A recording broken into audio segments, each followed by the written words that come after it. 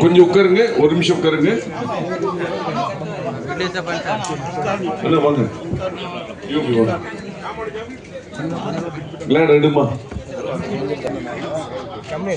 கூப்பிடுங்க. ஏடிஸ் வாங்க கொஞ்சம். இல்ல மாற ஜெயிக்கிறோம் மாற போட்டோஸ். ஓகே போட்டோ எடுத்து உட்காருமா.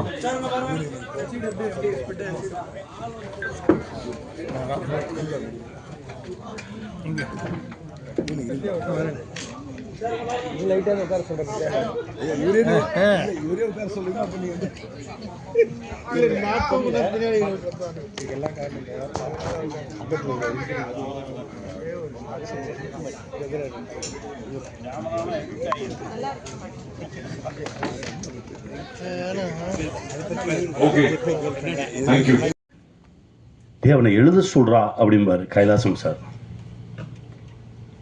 அவ்வளவு தரமான ஒரு எழுத்தாளர், அவ்வளவு தரமான ஒரு படைப்பாளி. திடீர்னு ஒரு நாள் என்கிட்ட வர்றாரு, கனி நான் இங்கேருந்து கிளம்புறேன். எங்கே போவீங்க? இல்லை போகிறேன், இங்கேருந்து கிளம்புறேன், எனக்கு இந்த இடம் எனக்கு ஒவ்வொலை, என்னால் அந்த இடத்துக்கு பொருந்த முடியல, மூச்செல்லாம் அடைக்கிற மாதிரி இருக்கு, படுத்தா தூக்கம் வர மாட்டேங்குது, நெஞ்சு அடைக்குது, டாக்டர்கிட்ட போகிறோம், உனக்கு ஒன்றுமே இல்லையன்றாங்க. அப்புறம் ஏன் எனக்கு இந்த இடம் பொருந்தலை? ஸோ பொருந்தாத ஒரு இடத்துல பொருந்தாத ஒரு வேலையை பார்த்துட்டு நான் இருக்கேன்னு எனக்கு தோணுது, அதனால் நான் கிளம்புறேன் அப்படின்னு சொல்லிட்டு அந்த நண்பர் கிளம்பி போயிட்டார். கிளம்பி போனதுக்கப்புறம் அந்த நண்பர் கொஞ்ச நாள் நினச்சிக்கிட்டு இருந்தோம், அதுக்கப்புறம் மறந்துட்டோம். கிட்டத்தட்ட ஒரு 18 ஆண்டுகளுக்கு பிறகு இப்போது ஒரு கோவிட் முடிஞ்ச டைமு, கோவிட் முடிஞ்சு படப்பிடிப்பு நடந்துகிட்ருக்கு. கும்பகோணத்தில் ஒரு நண்பரை சந்திக்கிறேன். அப்போ சொல்கிறார், கனி இந்த கோவிடுக்கு ஊசி போட்டதுக்கப்புறம் எந்த மருந்தும் வேலை செய்ய மாட்டேங்குது, காய்ச்சல் வந்தால் காய்ச்சல் இருந்துக்கிட்டே இருக்குது, வயிற்று வயினா இருந்துக்கிட்டே இருக்குது, எதுவுமே வேலை செய்ய மாட்டேங்குது, நம்ம உடம்புக்குள்ளே என்னத்தையும் அனுப்பிச்சி விட்டாங்க, என்ன பண்ணுறதுனே தெரியல, கொஞ்சம் கொஞ்சம் சிக்கல்கள் இருந்தது. அப்போ ஆசான்னு ஒருத்தரை போய் சந்தித்தேன், இவர் பேரை சொல்லலை, ஆசான்னே சொல்கிறாங்க. ஆசானை சந்தித்தேன், இந்த மாதிரி பிரச்சனையாக இருக்குது, எந்த மருத்துவமுமே வேலை செய்ய மாட்டேங்குது அப்படின்னு. அப்போ அவர் என்கிட்ட கேட்டார், கடைசியாக எப்போ செருப்பு இல்லாமல் நடந்தீங்கன்னு கேட்டார். நடந்து ரொம்ப நாள் ஆச்சு. நடங்க, மழை பெஞ்சா நனைங்க, வெயில் அடித்தா காய்ங்க, செருப்பு இல்லாமல் நடங்க, பசிச்சா சாப்பிடுங்க, இதுதான் வைத்தியமா? ஆமாம் இதுதான் வைத்தியம், போங்கன்ட்டார். இந்த பிரபஞ்சத்தோடு நீ தொடர்பில் இரு, பிரபஞ்சம் உன்னை காக்கும் அப்படின்னு சொல்லி அனுப்பிச்சிட்டாரு. ஒரு 6 மாதம் ஆச்சு. நான் அதை தொடர்ந்து செய்கிறேன். ஒரு 6 மாதம் கழித்து பார்த்தா என் உடம்புல இருந்த பிரச்சனைகள்லாம் கொஞ்சம் கொஞ்சமாக குறைய ஆரம்பிச்சுது. அதிலிருந்து நான் அவரை அடிக்கடி பார்க்க ஆரம்பிக்கிறேன், பேச ஆரம்பிக்கிறேன். அவரோடு இருந்தாலே எனக்கு ரொம்ப பாதுகாப்பாக இருக்க மாதிரி இருக்குது. எனக்கு ரொம்ப ஆச்சரியமாக இருந்தது. நான் உடனே அவரை பார்க்கணும், ஏன்னா நாளைக்கு எனக்கு படப்பிடிப்பு முடியுது, நான் இங்கேருந்து கிளம்பி போகும்போது எப்படியும் தஞ்சாவூர் வழியாக தானே போகணும், நான் அவரை பார்க்கணும், நீங்கள் கேளுங்க. அவர் என்கிட்ட சொன்னது நைட்டு ஒரு 9:45 10 மணி. நீ கேளுங்க, நான் நாளைக்கு கிளம்பி போகும்போது பார்த்துட்டு போயிடுறேன். இல்லை இப்போல்லாம் ஃபோன் பண்ண முடியாது, அவரோட நான் நேரடியாலாம் தொடர்பு கொள்ள முடியாது, அங்கே யாராவது இருப்பாங்க, அவங்ககிட்ட தான் பேசணும், நான் காலையில் பேசிட்டு சொல்கிறேன். காலையில் 6 மணிக்கு அவரை எனக்கு அடிக்கிறாரு. அவர் உங்கள் ஃப்ரெண்டாம்பா அப்படின்னாரு. ஏன் ஃப்ரெண்டா, என்ன சொல்கிறீங்க அப்படின்னு. இல்லை உங்களை வரும்போது வந்து பார்த்துட்டு போக சொன்னார், அப்போவும் பேர சொல்ல. எனக்கு யார் நம்ம நண்பர் யார் அப்படின்னு சொல்லிவிட்டு நான் கிளம்பி போனால் என் நண்பனை பார்க்குறேன். 18 வருஷம் கழிச்சு முதல் வார்த்தை, என்னை பார்க்க வர்றதுக்கு இவ்வளோ நாள் ஆச்சா உனக்கு அப்படின்னு.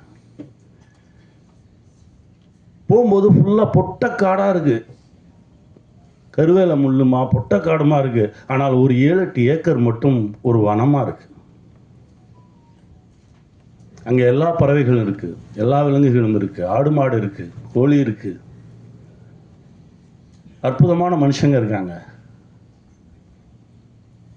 என் நண்பன் அப்படியே கட்டி தழுவிட்டு கொஞ்ச நேரம் நின்று, என்ன அது, என்ன பண்ணிக்கிட்டு இருக்கீங்க அப்படின்னா, அதுக்கப்புறம் தான் எனக்கு பல விஷயங்கள் தெரிய வருது. கிட்டத்தட்ட ஒரு 62 புத்தகங்கள் எழுதியிருக்கிறாரு.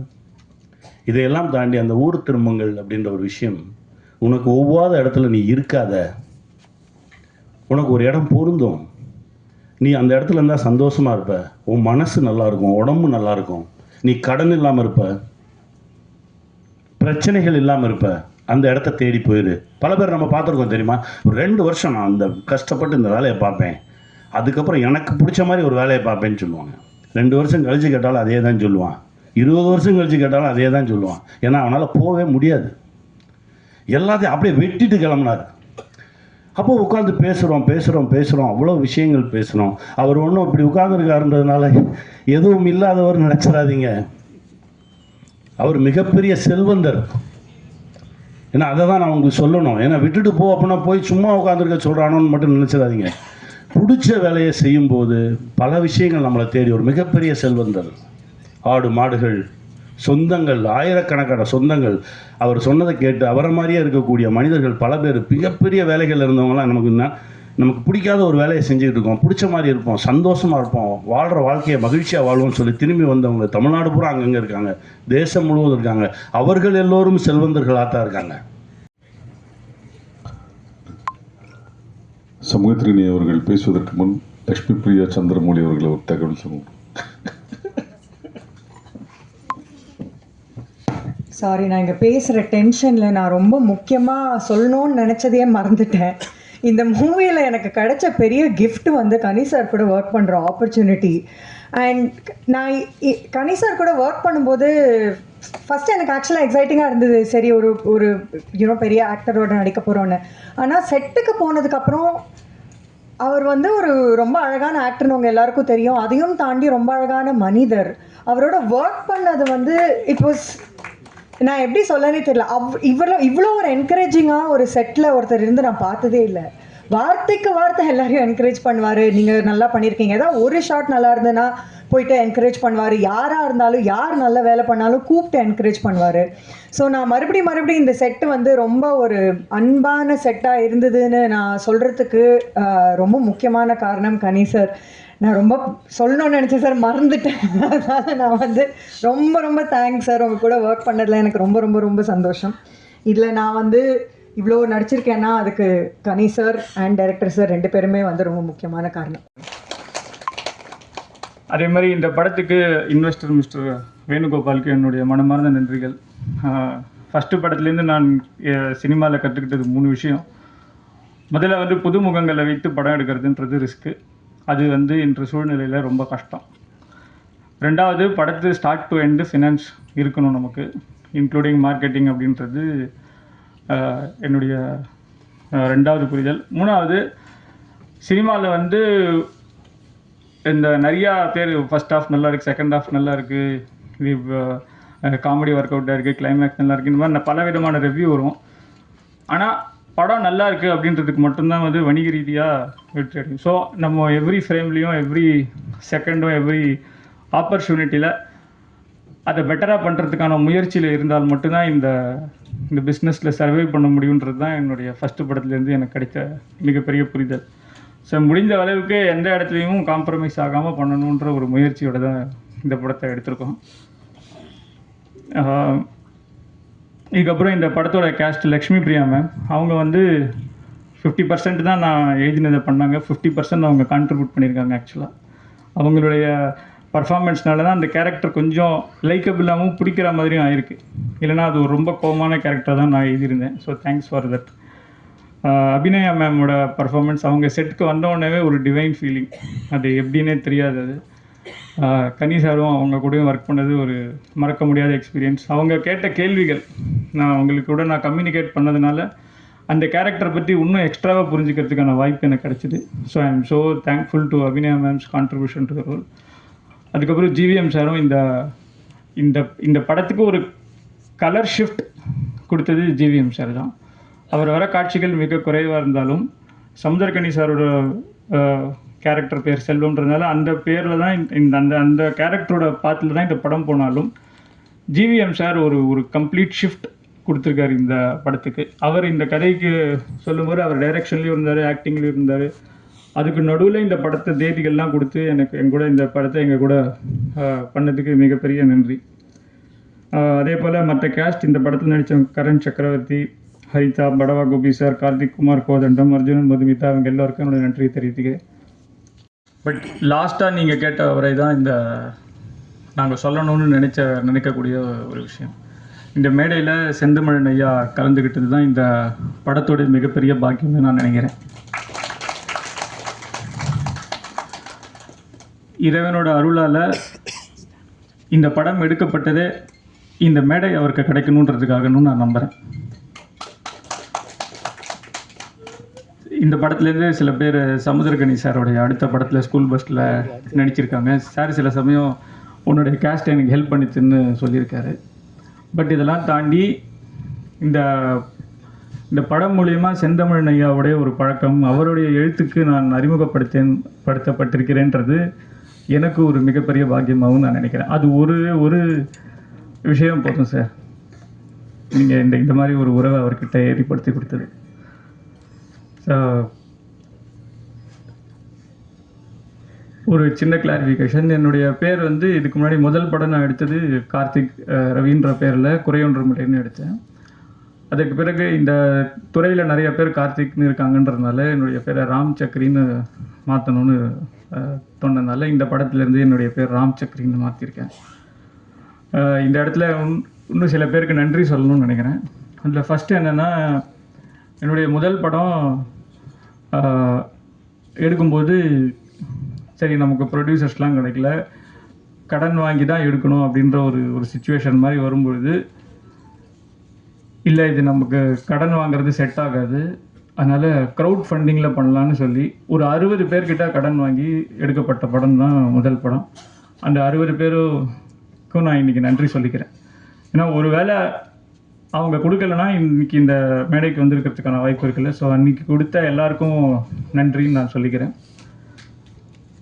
ரெண்டாவது, இந்த படம் எடுக்கிறதுக்கு எனக்கு சமுத்திரகனி சாருக்கு அறிமுகப்படுத்தின எங்களுடைய காமன் நண்பர் ஸ்ரீராம் சார், அவர் வந்து எனக்கு அறிமுகப்படுத்தினதுக்கு அவருக்கு ஒரு மிகப்பெரிய நன்றியை நான் சொல்லணும். ஏன்னா அடுத்த படம் முதல் படம் வந்து 2014 ரிலீஸ் ஆச்சு, ஆனால் எடுக்க ஆரம்பித்தது கிட்டத்தட்ட 2011. ஸோ கிட்டத்தட்ட 10 வருஷம் கழித்து தான் இந்த படம் பண்ணுறோம். இதுக்கு நடுவில் ஸ்கிரிப்ட்ஸ்லாம் எங்கேயும் எல்லாருக்கிட்டையும் போய் சொல்கிறோம் கிடைக்கல அப்படின்னும்போது ஸ்ரீராம் சார்கிட்ட சொல்லும்போது அவர் சொன்னார், சமுத்திரகனி சார்கிட்ட ஸ்கிரிப்டை அனுப்ப முடியும், அவ்வளோதான் என்னால் பண்ண முடியும், அவர் பண்ணுலாம் சொல்ல முடியாது, பிடிச்சிருந்தா பண்ணுவார்னு சொன்னார்.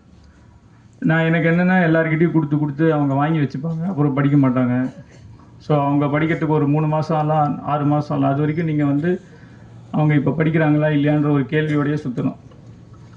அதனால் ஸ்ரீராம் சார்கிட்ட சொன்னேன், சார் அவர் படிக்கிறக்கும் போது எனக்கு ஒரு ஃபோன் பண்ண சொல்லுங்கள் சார், நான் சில விஷயம் சொல்லணும்னு சொன்னேன். ஆக்சுவலாக எதுவும் இல்லை, அது வரைக்கும் கவலைப்படாமல் இருக்கலான்றதுக்காக தான் சொல்ல சொன்னேன். அவர் மெயில் அனுப்பிச்சு ஒரே நாளில் கனி சார் ஃபோன் பண்ணார், கார்த்திக் ஏதோ சொல்லணும்னு சொன்னீங்களாமே என்ன அப்படின்னு. அவர்கிட்ட சார் இந்த மாதிரி ஃபஸ்ட் ஆஃப் கொஞ்சம் ஒரு பேஸில் ஆரம்பிக்கும், அப்புறம் மாறும் சார் அப்படின்ட்டு முழுசாக படிக்கணுன்றதுக்காக ஒரு சின்ன விஷயம் சொன்னேன். கரெக்டாக 3 மணி நேரத்தில் படிச்சுட்டு முதல்ல அவர் சொன்ன வார்த்தை, ஒரு மனிதன் வந்து நிம்மதியாக இருக்கணும்னு நினைக்கிறியா, இல்லை பணம் செல்வமோடு இருக்கணும்னு நினைக்கிறியா, இந்த நிம்மதியை பற்றின படம் தானே இதானே நீ சொல்ல வரேன்னு அந்த தீமை வந்து 125 பேஜ் பக்கத்துலேருந்து அதை அந்த அவர் சொன்ன ஒரு விஷயம் அவ்வளோ ஒரு கான்ஃபிடென்ஸை கொடுத்தது. நீ எப்போ ரெடியோ பண்ணுறேன் அப்படின்னு சொல்லிட்டு அதுக்கப்புறம் நான் அவரை பார்க்கல, ஃபோனில் மட்டும்தான் பேசினேன். ஸ்ரீராம் சார்கிட்ட, சார் இந்த மாதிரி நீ ஃபைனான்ஷியலாக ரெடியானேன்னா பண்ணலாம் அப்படின்ற மாதிரி ஒரு சூழ்நிலை இருந்தது. அப்போது அடிக்கடி ஸ்ரீராம் சார்கிட்ட, சார் அவர்கிட்ட சொல்லிட்டோம், அவரை நான் பார்க்கல, நேரில் பார்க்கலாமா, இல்லை அவர் சொன்னால் பண்ணுவார், நீ ரெடினா சொல்லு, நம்ம ஃபாலோ. ஏன்னா அதுக்கு நடுவில் பவன் கல்யாண் சாரோட படம் பண்ணுறாரு, RRR பண்ணுறாரு, நம்ம இந்த கார்மேனி செல்வம்லாம் ஞாபகம் இருக்குமா இல்லையான்ற ஒரு பயத்தோடு தான் இருந்தேன். அதுக்கு பிறகு ஒரு 2 வருஷம் கழித்து, சார் நான் ரெடி சார் இப்போ பண்ணலான்னு சொன்னோன்னே கூப்பிட்டார் சார். அதுக்கு அந்த 2 வருஷம் கழித்து தான் ஸ்கிரிப்டை படித்ததுக்கப்புறம் 2 வருஷம் கழித்து தான் சாரை பார்க்குறேன்னா, பார்த்த உடனே பண்ணலாம். அன்றைக்கி படித்தது திரும்ப அவருக்கு ஞாபகம் இருக்குமா என்ன, இது எனக்கு எதுவுமே ஞாபகம் இல்லை, பண்ணலான்றது மட்டும் சொன்னார். ஏன்னா அவருடைய மெமரி பவர் அந்த அளவுக்கு இருக்குது.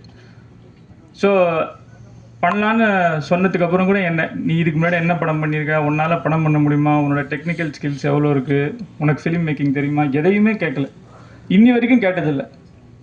அதுவே எனக்கு ஒரு வியப்பாக இருக்குது. எப்படி ஒருத்தர் வந்து இந்த மாதிரி தன்னுடைய உள்ளுணர்வை நம்பி ஒரு ஒரு ஒரு ப்ராஜெக்ட்டுக்கு ஒரு டெசிஷன் எடுக்க முடியும் அப்படின்றது.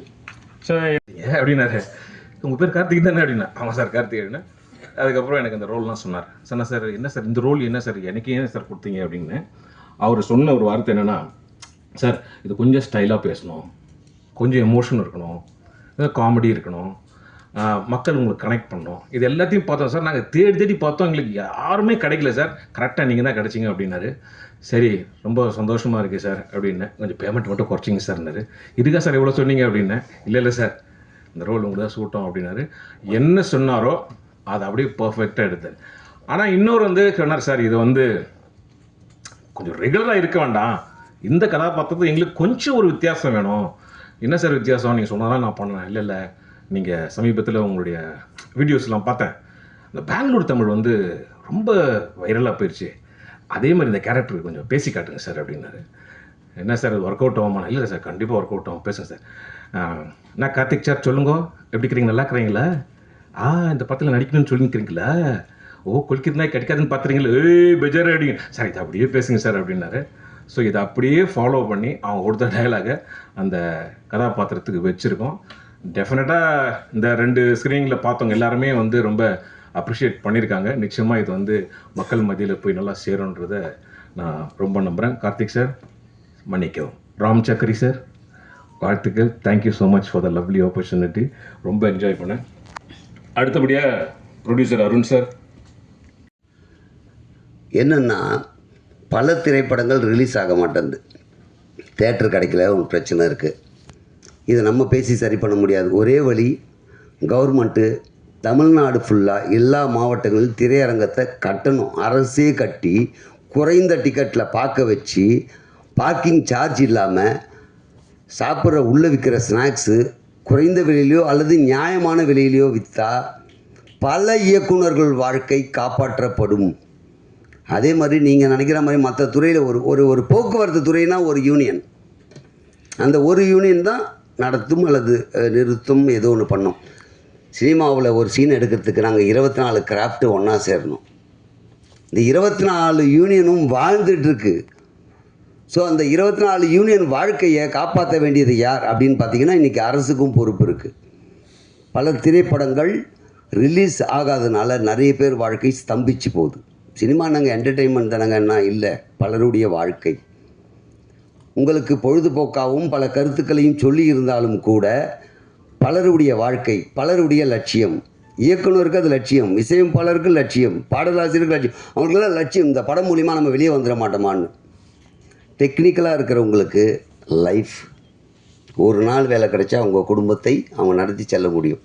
அப்போது இதுக்கு செவி சாய்த்து அரசு திரையரங்களை கட்டுங்கள், கட்டிட்டு குறைந்த விலையில் டிக்கெட்டு பண்ணிங்கன்னா சென்சார் போர்டு, அதுக்கு நிறைய வரமுறை இருக்குது. சென்சார் போர்டில் என்றைக்கு வந்து இந்த படம் சென்சாருக்கு வந்தது, அந்த வரிசையில் இந்த படத்தை ரிலீஸ் பண்ணுறதுக்கு இந்த டேட் தரோம், அப்படி வரிசைப்படுத்தி கொடுத்தா எல்லா படமும் ரிலீஸ் ஆகும். ஸோ எங்களுக்கு வாழ்வாதாரம் உயரும், பல ஆரோக்கியமான படங்கள் வரும். நிறைய பேர் சொல்லுவாங்க நல்ல கதையை தான் பார்க்க தயாராக இருக்காங்க. நல்ல படம் எடுங்க, மக்கள் பார்ப்பாங்க. தேட்டருக்கு வந்தால் தானேங்க பார்க்குறதுக்கு, தேட்டரே கிடைக்கலையே, அதுதானே பிரச்சனையே. நல்ல கதை இருக்குது, நல்ல படம் இருக்குது, ரிலீஸ் ஆனால் தானேங்க நீங்கள் பார்ப்பீங்க. ரிலீஸ் ஆகிறதுக்கு தேட்டர் எங்கே இருக்குது? இது நான் கான்ட்ரவர்சிக்காக பேசுகிறேன். இது உண்மையிலேயே நான் சிறு வேடமாக நடித்த 14 படம் இன்னும் ரிலீஸ் ஆகலை. எனக்கு ஒரு ஏக்கம் இருக்கும்ல, இந்த படம் ரிலீஸ் ஆனால் நமக்கு லைஃப் கிடச்சிடா, இந்த படத்தை மூலிமா நம்ம வெளியே தெரிஞ்சிட மாட்டோமான்னு ஒரு எண்ணம் இருக்கும்ல. அந்த மாதிரி பார்த்திங்கன்னா ஒரு சாதாரண விஷயம், ஒரு 14 படம்னா அப்போ எவ்வளோ படம் நின்று இருக்கும் பாருங்கள். ஆனால் இந்த படமும் எனக்கு ஒரு லைஃப். மேடை ஏறி மைக்கு முன்னாடி வந்துட்டாவே போய் சொல்லுவாங்களே, அதே மாதிரி சொல்கிறேன்னு நினைக்காதீங்க. படமே இன்னும் ரிலீஸ் ஆகலை, எப்படா லைஃப்னா இந்த படத்தில் எனக்கு நம்ம ராம் சார் வாய்ப்பு கொடுத்தாரு. இந்த வாய்ப்பு மூலயமா கணேஷ் சார் அவருடைய படத்தில் எனக்கு மிகப்பெரிய ஒரு ரோல் கொடுத்துருக்காரு. ஸோ அதனால் இந்த படம் எனக்கு ஒரு லைஃப்பை கொடுத்துருக்குன்றது தான் நிதர்சன உண்மை.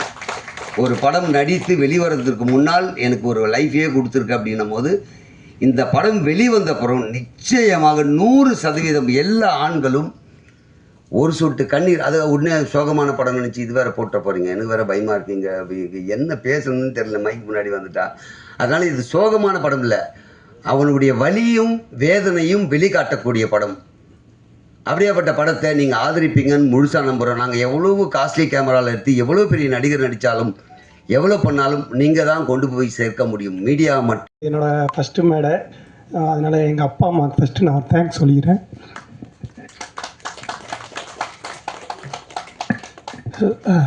ஸோ என்னோட குருஜி ஜெகன் அண்ணாக்கு தேங்க்ஸ் சொல்கிறேன். அப்புறம் டைரக்டர் கார்த்திக் அவருக்கும் நான் தேங்க்ஸ் பண்ணிக்கிறேன். ஸோ ராம் சக்ரி, இந்த படம் ரொம்ப நல்லா வந்திருக்கு. ஒவ்வொரு ஃப்ரேமும் ஆக்சுவலாக நாங்கள் 3 பேருமே பயங்கரமாக டிஸ்கஸ் பண்ணி இது இருந்தால் தான் நல்லாயிருக்கும் அப்படின்னு ஒரு ஃப்ரேமாக நாங்கள் வச்சுருக்கோம். ஸோ கண்டிப்பாக இது பெஸ்ட்டாக வந்திருக்கு. எல்லோரும் பார்த்து April 3 எல்லாருமே பார்த்து என்ஜாய் பண்ணுங்கள். தேங்க்யூ. நன்றி. ஐ ஹோப் நீங்கள் எல்லாருமே என்ஜாய் பண்ணுங்கன்னு நினைக்கிறேன். நல்லா வந்திருக்கு. ஸ்கோர் பாட்டு எல்லாமே நல்லா வந்திருக்கு. It's a complete team work. என் கூட ஜீவன் கூட வந்திருக்கார். Is been a integral part of our team. Thanks Jeevan and my entire team. நிறையா பேர் இருக்காங்க. ஜஸ்ட் ஒரு சின்ன கிளாரிஃபை பண்ணணும்னு நினைக்கிறேன். லாஸ்ட் டைம் ஒருத்தர் மீடியாவில் இன்டர்வியூ பண்ணும்போது தெரியல, அவர் ஏஐ மியூசிக் அப்படி போட்டார். ஸோ ஜஸ்ட் சின்ன கிளாரிஃபிகேஷன். நீங்கள் கேட்டிருப்பீங்க, எல்லாமே லைவ் தான். இந்த படத்தில் ஒரு பெரிய ஒரு என்னென்னா, we have worked with legends like Pandit Vishwamohan Bhatt ji. ஜெய்ப்பூரில் போய் ரெக்கார்ட் பண்ணோம். ஸ்ட்ரிங்ஸ் வந்து கொச்சியில் ரெக்கார்ட் பண்ணோம். சென்னையில் வந்து மனோன்மணி மேம் சாரங்கி ரெக்கார்ட் பண்ணோம். கேபாஜி கிட்டார் ப்ளே பண்ணார், வாசிச்சார். ஃப்ளூட் வந்து நம்ம நவீன் பிஎம்கே சார் மும்பையில் ரெக்கார்ட் பண்ணார். So it's backed with entire legendary musicians. நாம தவிர எல்லாருமே லெஜெண்ட்ரி மியூசிஷியன்ஸ் தான் இருக்காங்க லிஸ்ட்டில். ஸோ ஐ எம் ஷூர் நீங்கள் வந்து you will feel good about the music. And of course the film has come out really well by God's grace. எல்லாருமே I hope you will like it. நன்றி. Thank you. நன்றி.